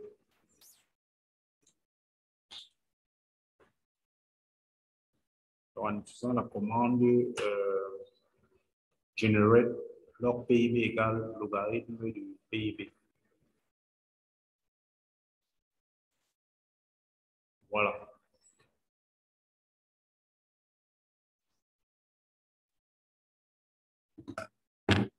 OK. Donc, voilà. Bon, je vais maintenant dans ma régression linéaire, je vais copier ça, cette commande-ci, puisqu'on sait que c'est la commande qui permet de faire la régression d'une variable sur d'autres. Ici, ma variable dépendante, c'était le PIB par habitant. C'était le PIB en prix local. Je vais maintenant choisir ici log PIB, la nouvelle variable que j'ai générée. Ici, ma variable dépendante sera désormais log PIB. Je vais garder mes variables indépendantes de tout à l'heure. Je vais sélectionner et puis exécuter. Si j'exécute, je vois ici qu'il y a un nouveau modèle où on a un R carré qui est plus élevé que celui de tout à l'heure. Ça a amélioré la capacité prédictive du modèle. Je vois maintenant que presque tous les coefficients sont significatifs, à l'exception des dépenses publiques de consommation. Oui, c'est ça.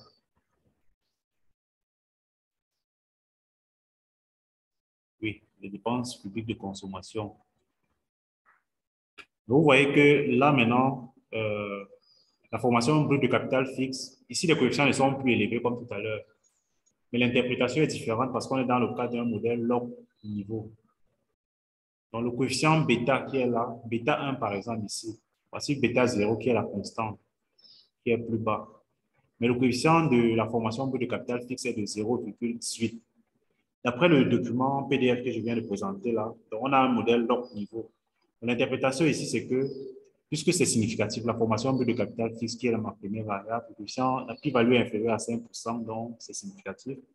Donc on peut dire ici que, sous réserve de vérification des autres hypothèses sur les résidus, que lorsque à toute chose égale par ailleurs, une augmentation d'une unité, puisque la formation brute de capital fixe est ici en pourcentage du PIB. Donc, si la formation brute de capital fixe augmente d'une unité, c'est-à-dire de 1%, puisque c'est en pourcentage du PIB, le PIB augmenterait de 0,18%.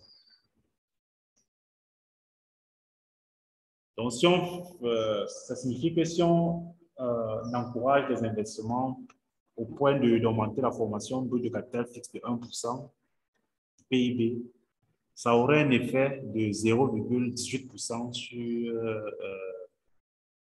sur le PIB. Donc, on pourrait avoir une gain de croissance d'environ 0,18%. Voilà un peu l'interprétation qu'on peut avoir. Ou ici, par exemple, les investissements publics ont plutôt un effet négatif sur la croissance. Bon, la littérature économique dit que l'effet des investissements publics doit être positif sur la croissance. Bon, si toutes les hypothèses étaient vérifiées, bon, ça serait un problème parce que, en principe, lorsque le gouvernement investit, ça doit plutôt avoir un effet positif sur la croissance, mais négatif, ça peut être lié au contexte du pays en question, le cas du Cameroun par exemple, ou peut-être les investissements, ce qui a été mis dans le compte des investissements lorsqu'on collectait les données sur les investissements publics, en réalité, n'avait pas effectivement été utilisé. Peut-être qu'il y a eu beaucoup de gaspillage. Peut-être on dit par exemple qu'on a construit une route peut-être à 15 milliards, alors qu'en réalité, dans les 15 milliards, peut-être un seul milliard est allé dans la construction de la route et que peut-être les autres 16 milliards sont allés peut-être dans les poches des individus. C'est peut-être l'explication qu'on peut donner. Mais sinon, en réalité, c'est contre nature. C'est contraire à la théorie économique. Oui, ça explique bien le Cameroun, comme tu le dis. Bon, je ne sais pas si les autres sont connectés et qui suivent normalement la présentation. Bon, Hippolyte, je ne sais pas, peut-être avant que les autres ne réagissent. Si vraiment pour faire ça, on pourrait avoir un document de synthèse des explications des paramètres économiques là, parce que c'est très important quand même. Parce que parfois, on veut faire les tests, on ne sait pas à quel moment on utilise tel test, comment l'interpréter. Et il y a certains types de tests qu'on fait uniquement sur les variables qualitatives et parfois, on ne sait pas où exactement faire ce type de test. Si tu peux nous synthétiser ça dans un document qui va nous permettre exactement de comprendre et à quoi sert chaque test et sur quel type de variable cela s'applique. Moi, particulièrement, ça m'aiderait beaucoup. D'accord, d'accord, il n'y a plus de souci, il n'y a pas de souci, c'est bien noté. Je pense, est-ce que les autres ont d'autres préoccupations?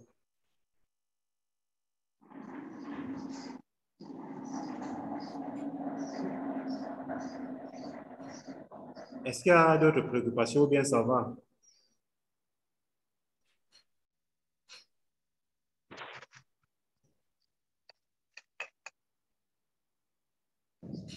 Ok, donc je pense que ça peut aller. Oui, c'est bon, mais c'est ce que l'autre collègue a dit là, par rapport au test post-estimation. Oui, les tests post-estimation, on va y arriver. Enfin, Voilà. on va y arriver. Ici, c'est les régressions, les interprétations. Je pense que le document PDF là aussi va nous aider à nous Bien, éclairer sur les interprétations pour chaque cas pour chaque cas de figure, oui. Voilà, moi, le document, vraiment, j'ai apprécié ça. Après, je vais prendre connaissance pour mieux adapter ça pour certains cas que j'aurai à faire face. Non, c'est bon. D'accord. OK. Donc, ceci étant dit, bon, je pense que ce modèle a l'air d'être beaucoup plus intéressant à interpréter que... En fait, je veux aussi rappeler que les modèles log niveau, tels que celui que nous avons estimés, sont beaucoup plus intéressants lorsqu'on a les variables explicatives qui sont en pourcentage, comme ici. Si la formation brute de capital fixe est en pourcentage du PIB, les investissements publics également, les dépenses gouvernementales sont également en pourcentage du PIB. Donc, c'est intéressant d'utiliser un modèle log niveau, comme ici. Tout à l'heure, on a vu par exemple que le 0,18 signifie que lorsque la formation brute de capital fixe augmente d'une unité, or une unité ici c'est 1%. Donc c'est assez intéressant de dire que lorsque la formation brute de capital fixe augmente d'1%, le PIB par habitant, le PIB augmenterait aussi de 0,18%. Donc c'est assez intéressant. Voilà. Hippolyte, allô? Oui, oui, oui. Et les différents méthodes d'estimation, log, modèle, log, niveau et autres, là, c'est toi-même tu fais ce choix-là, ou bien c'est par rapport aux Oui, données qu'on a, ou bien c'est par rapport oui. Ah, OK. Oui, Parce que ça... dans tous les cas, avec les mêmes variables, on a utilisé des différents modèles de régression. Donc, je ne sais pas à quel moment il faut utiliser comment il faut apprécier ça. Voilà. Donc, oui, c'est une très bonne question. La question est très pertinente. À quel moment utiliser un modèle log niveau? À quel moment utiliser l'élasticité? Bon, déjà, je vais dire que ici, par exemple, le modèle log niveau est intéressant. Ça, c'est le modèle log niveau tel qu'on vient de l'estimer est intéressant lorsque les variables explicatives sont en pourcentage. Et c'est le cas ici. La formation brute de capital fixe, qui est la première variable explicative, est en pourcentage du PIB. Les investissements publics, les dépenses publiques sont en pourcentage du PIB. Les dépenses finales de consommation sont en pourcentage du PIB. Donc, c'est intéressant de suivre un modèle log niveau dans ce cas. Par exemple, bon, si on avait par exemple à droite plutôt les variables qui sont en... Si la formation brute de capital fixe était par exemple aussi pas en pourcentage du PIB, mais en valeur. Ce serait intéressant de faire un modèle log-log, par exemple, pour pouvoir capter plutôt l'élasticité, que les coefficients soient interprétés en termes d'élasticité. Donc, pour voir peut-être l'augmentation du PIB si la formation brute de capital fixe augmente d'1%. Or, dans ce cas, la formation brute de capital fixe est déjà en pourcentage, donc il n'est plus intéressant d'appliquer le logarithme au second membre. Mais très souvent, la transformation logarithmique ou autre transformation est liée au fait que bon, souvent, les modèles à niveau ne donnent pas les bons résultats, peut-être en termes de tests post-estimation sur lesquels on va revenir d'un moment à l'autre. Peut-être on estime le modèle à niveau et on se rend compte que les erreurs ne suivent pas une loi normale, les erreurs sont autocorrigées et tout. Comment est-ce qu'il faut faire pour corriger ça? Parfois, il faut essayer de tâtonner, faire des transformations et tomber finalement sur le bon modèle qui a à la fois des coefficients qui sont significatifs et qui donnent des bons résultats en termes d'hypothèses post-estimation. J'espère que j'ai répondu à la préoccupation.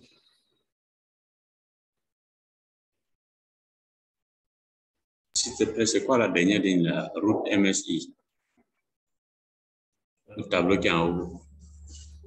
Oui, il y a une valeur statistique, la route MSI. Dernière ligne à droite.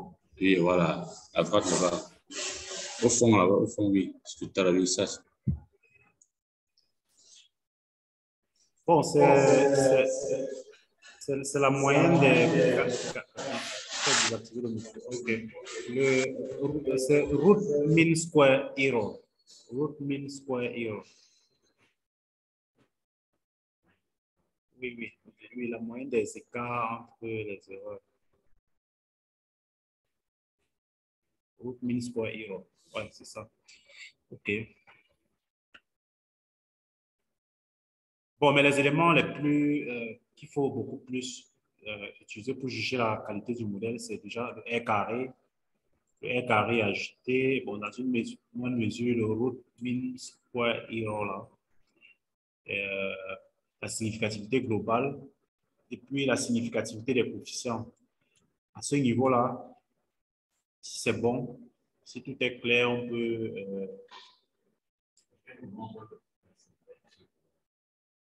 la significativité globale est toujours intéressante pour voir si, de façon globale, si toutes nos variables prises globalement influencent significativement la variable explicative. Puisque l'idée, c'est d'expliquer le PIB. Si on se rend compte que globalement, nos variables n'influencent pas significativement, ce n'est même pas la peine de...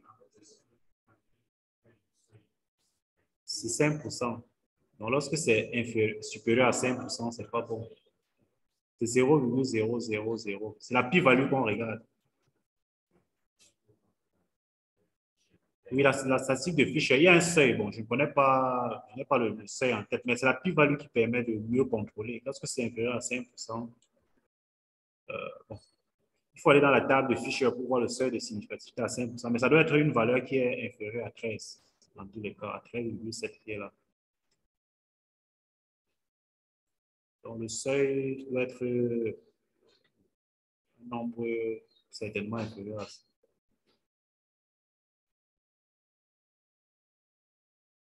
OK. Donc, on va essayer de terminer en regardant les... Avant de prendre la pause, on va regarder les tests post-estimation. Oui. Bon, après avoir estimé, il faut maintenant tester les hypothèses qu'on a vues tout à l'heure sur le PowerPoint. Si je reviens au PowerPoint, si je reviens à notre PowerPoint de tout à l'heure, vous pouvez voir ici que dans la régression, il y a un certain nombre d'hypothèses qui doivent être vérifiées. Au niveau des hypothèses, là, il y a, au niveau des hypothèses, il faut vérifier, il y a la non-linéarité, la non-collinéarité des variables explicatives. Bon, on n'a pas besoin de faire un test. Mais bon, il y a un test qu'on va voir tout à l'heure pour essayer de regarder la multicollinéarité des variables explicatives. Il y a l'indépendance des termes d'erreur. Bon, là, ce n'est pas très souvent vérifié. Mais les hypothèses les plus importantes, c'est au-delà de l'endogénéité, il y a l'homoscédasticité, la normalité des termes d'erreur. L'homoscédasticité, on va voir tout à l'heure comment est-ce que on vérifie ça dans une régression. Bon, il y a aussi l'indépendance des erreurs qui est assez importante à vérifier.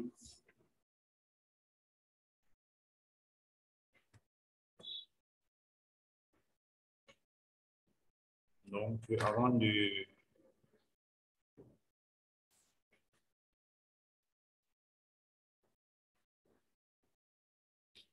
Avant d'y arriver, on va revenir dans Stata. Bon, je ne vais plus utiliser les... Tout à l'heure, je vais vous envoyer le do file. Bon, je pense même que dans les éléments que je vous ai envoyés, il y a un do file pour les régressions linéaires. Donc, vous avez vu comment on peut ouvrir un do file, comment on peut mettre des commandes à l'intérieur, comment on peut générer une variable, comment on peut faire une régression linéaire en niveau ou en log niveau. Vous pouvez aussi faire en log-log. Vous pouvez générer les différentes variables que vous voulez. Bon, maintenant, une fois notre modèle estimé, bon, du moment où j'ai estimé mon modèle comme celui-ci, je peux faire les tests sur les résidus. Donc, pour pouvoir faire les tests sur les résidus, je peux d'abord faire prédire mes résidus, générer ma série de résidus. Donc, pardon? Oui, bon, tout à l'heure, j'ai par exemple parlé de la normalité. La normalité des résidus est importante parce que pour faire certains tests d'hypothèse, par exemple, le test de significativité qu'on a vu ici tout à l'heure, on a vu par exemple ici, le coefficient est inférieur à 5%, donc significatif. Ce test de significativité-là est basé sur la normalité des résidus. Donc, ça veut dire que si en réalité, on teste les résidus, on voit que les résidus ne suivent pas une loi normale, ça veut dire qu'en réalité, même le test de significativité qu'on a fait là n'a pas de sens. Donc, il est important de vérifier ces hypothèses-là. Il est aussi important de vérifier, par exemple, l'homocédacité, que les erreurs, que la moyenne, que la variance des résidus n'est pas